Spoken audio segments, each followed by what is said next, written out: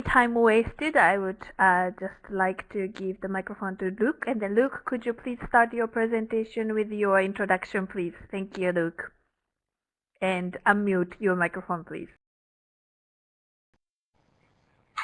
Hello. So you can hear me? Yes, perfectly. Thank you. So I'm Luc Bobania. I'm the section head of the novel food section here and the food director at Health Canada. So my presentation is going to be on the FAO GM food platform, which is, I would say, kind of the baby of the 3 database because it's the newest. I'll give you a little bit of history behind it because I think just it's important to understand the context of this database. In terms of its inception, it's very much linked to Codex. Just to put a disclaimer, I am a food regulator, so we deal with food safety versus the Cartagena, the CBD, which is about biosafety. We on the side, this is very much driven by food safety, by Codex. So if you recall back in 2008, when the guidelines for the safety assessment of GM animals were adopted, or rDNA, foods derived from rDNA were adopted, there was also updates that were made to the plant guidelines, to the microorganism guidelines, and some annexes were added to the plant guidelines. Annex 3 was pertaining to safety assessment in a situation of low-level presence. And I'll define what low-level presence is. It is the accidental presence. I'm just ad-libbing here. I'm not going from the actual Codex annex, but it's the accidental presence in occasional presence of a product which is approved in one jurisdiction that is not approved in other jurisdictions. So it's something that already underwent a safety assessment as per Codex in one jurisdiction, and that happens to appear occasionally in the other in the food supply by other countries where it may not be approved. So that's how low-level presence is defined. Getting to that, one of the commitment that was kept under this, the creation of this annex, and was suggested, and FAO followed up on it, was the creation of this FAO GM Foods platform to collect information where countries which are approving GM crops or GM food in general can go and put down their information. So again, some people would prefer using the use of genetic engineering or product rDNA technology, but that's the name of the platform by itself. So, and I'm just going to test here to go to the second slide.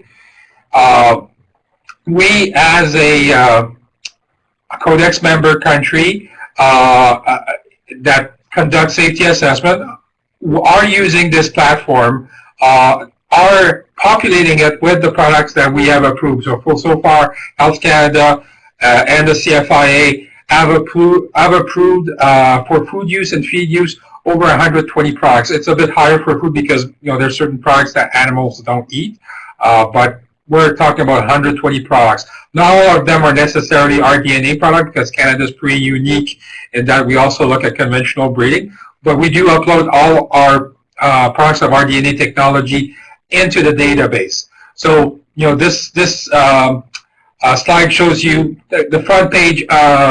If you go from the front page of the FAO GM platform and you click on country, you can go and browse information by country. So we're Canada, we have been located in the North America and Southwest Pacific region. That would include Australia, New Zealand, and all the islands in Australasia, where Canada and the United States are also there.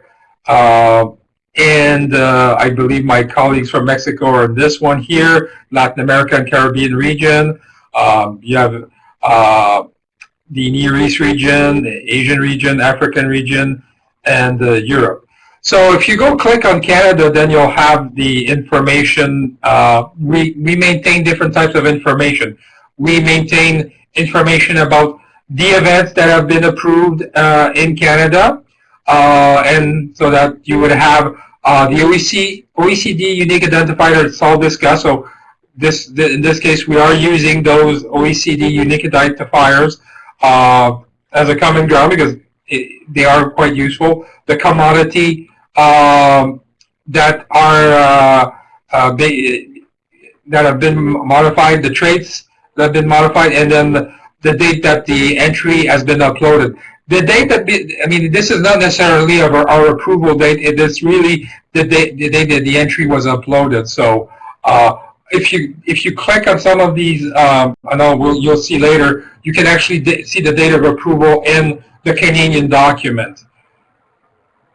Then we go to the next slide.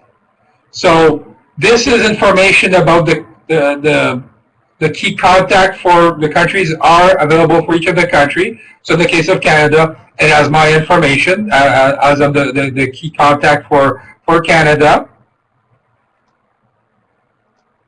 It has a short summary of our national biosafety regulation. But like I said, for us, it's more food safety regulation. So we're talking about how we regulate foods and feeds derived from our DNA products. What's the regulatory triggers, and so it gives you a little bit of an oversight over that. But like I said, this is just for food and feed for those countries that have a separate feed regulatory system. So it has links to relevant links to documents and information prepared by the competent authority. So we have our Novel Foods webpage that you can access there, where you can find information about all the products that we have approved, our guidelines, our policies. The same thing for our colleagues at CFIA that have oversight over feeds derived from our DNA products, so what we call novel feeds, and that they also have their websites there. What else do we have? We have special policies, so there's some interest in the stacked events. So we have posted there our policy on stacked events. Just for your information, Canada, like other countries in the United States and Australia, if you have a breeding stack of approved events, they are not notifiable. So you don't have to make a submission. You are responsible only to make a submission if there is a change. If by the conventional breeding of the two stacks, of the two events, you have introduced a change, then you have to make a notification. But if not, if you note that there is no change to the product, you do not have to come in for notification. This is for food. But again, this is additional information about our regulatory system in Canada. And then I'll go to the next slide here. Then we have an example of what we would discuss about a particular event. So here we're talking about a Monsanto product, MON 87705-6, so which is this one over here. So if you click on that, it will bring you to the page. So this is the information that Canada would have uploaded in terms of information. The name of the product applicant. They understand, like for they would have some information about the address and things like that, but there's the information about the product applicant. A summary of the application. So this is a short summary of what was assessed. The date of authorization is right here. It is on the database. The scope of authorization. So it's either food, feed, or food and feed. So most of them tend to be food and feed. The links to the information on the same product and other database. So this is the FAO database links into the BioTrack, the OECD database. So, and given that both the FAO database and the OECD database cover food and feed, so that most of these entries would also be on the OECD database. And a summary of the safety assessment. So some country may choose to put text here. Here what we've decided in our case is really to bring you to our Novel Food Decision webpage, and Novel Food Decision webpage, where we do keep summary documents explaining the product that is approved. So rather than just kind of like cut and paste and put information there, we just bring you to our website where the information is located, and probably as there's more information than you retrieve. So there's a brief summary of the application, the date of authorization, the link to BioTrack product database, and links to Health Canada and CFI decision documents. So if you go click on the novel food one, this is our own Health Canada website. And here's on the right side the novel feed. So this is the CFI. Like in Canada, we do have two separate streams. Food and feed have separate regulations. We work very closely together, but it's still it's still done by two independent agencies under the Food and Drugs Act and on the Feeds Act. So in terms of the effective use of the data in Canada, so give you a little bit of context about Canada. You have to remember that we in Canada we've been approving these products since 1994. In terms of we're amongst the first adopters of this technology, and most of the products that are in commerce right now that are GE products of crops derived from our DNA technology, they have undergone a safety assessment in Canada and are approved in Canada.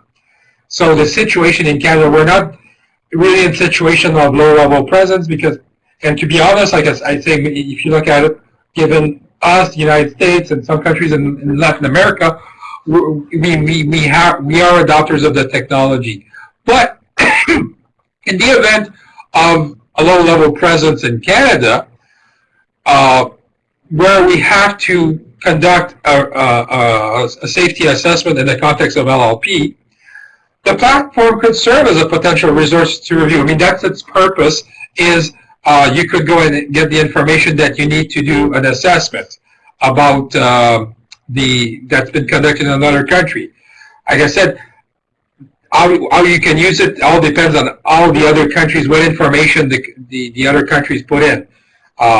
So that's, but again, in terms of actual experience with this, given that based on the intelligence that we have, most of the products that are in the market have been approved in Canada. We have not yet to deal with issues of LLP. We've dealt with issues of adventitious presence. I mean, experimental products that have occurred in Canada, but and the assessment that we did is very close to an LLP assessment. But in terms of the LLP itself, like I say, it's something we will consider. And as we are developing eventually a policy on low-level presence, these are some of the considerations that we're discussing. It's also the platform is also a good source of intelligence for GM events that may not have approval in Canada. So at least if you scan it once in a while for other countries, let's say the countries with developing capacity in the area, and they put new products, then you become aware of things that could potentially come into your country. So for that instance, it's useful. So in terms of insights and tips on how to use it effectively, so if you are facing an issue of LLP, the platform could serve as a resource to review safety, get information about the product. Again, I don't want to presume that all countries will have the same policies regarding this.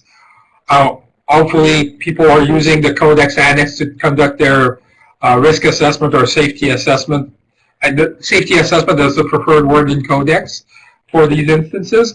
But again, when it comes to policies, risk management, things like that, that still remains the jurisdiction of each country's. So, but again, this is given the purpose of the database is to serve for events of low-level presence. A country may want to consider using this source of information to inform their own risk assessment, to inform their risk management, how to deal with LLP. It also provides countries a venue to place their regulatory decisions on the line, and we would like to encourage people to continue putting their approvals and their decisions online. If they have not done so already, strongly encourage you to start if you haven't done so already. It facilitates an easier comparison of decisions and approval between countries. So again, it's I think, like I said, it's a very good endeavor. I think it would be great, like Heist comment, if there could be some sort of portal where all three database could be done, or but it's again, it all depends on priority. But this one, like I said, in terms of the context, it is really for this food safety context. And that, I believe, is the last slide. So if you have any questions. Thank you very much, Luke, for the wonderful presentation. It was very clear. I have two questions on the screen, but then before that I would add one more. So I will ask three questions, Luke, and then you can answer at once. So first one is that could you, just for some people who are not too familiar with the LLP concept, could you explain in Canada what it means, what LLP means? And then second... Okay, go ahead. I will tell you three questions. So that's one. And the second question is from Kosuke. How do the food sector and the feed sector collaborate together in Canada? And third question from Johansen. How is the public consulted in decision making in Canada? So those three questions, please. Okay. So in terms of the LLP situation, like currently, LLP in Canada is still with. If you have detected the presence of an unapproved product in Canada, it is out of compliance with the Food and Drugs Regulation, Division 28, the Novel Foods Regulation. So we will conduct a safety assessment of the LLP issue. And that's the complicated part in Canada. So Health Canada is responsible for developing policies regarding food safety standards, conducting the pre-market assessment of various food products, food additives, novel foods, including GM foods. It's the Canadian Food Inspection Agency which is responsible to enforce the Food and Drugs Regulation. So once we've done a risk assessment of LLP, we will provide our risk assessment to the CFIA, and they will determine the risk management cohesive with the risk that's been identified. So again, there's many different factors, but Health Canada, we stay at arm's length about these types of decisions. We can only say this product is not legal in Canada, and then it's up to the CFIA to take appropriate actions to ensure the situation goes back into compliance, which could mean, increased surveillance for a particular company, detaining the product, so on and so forth.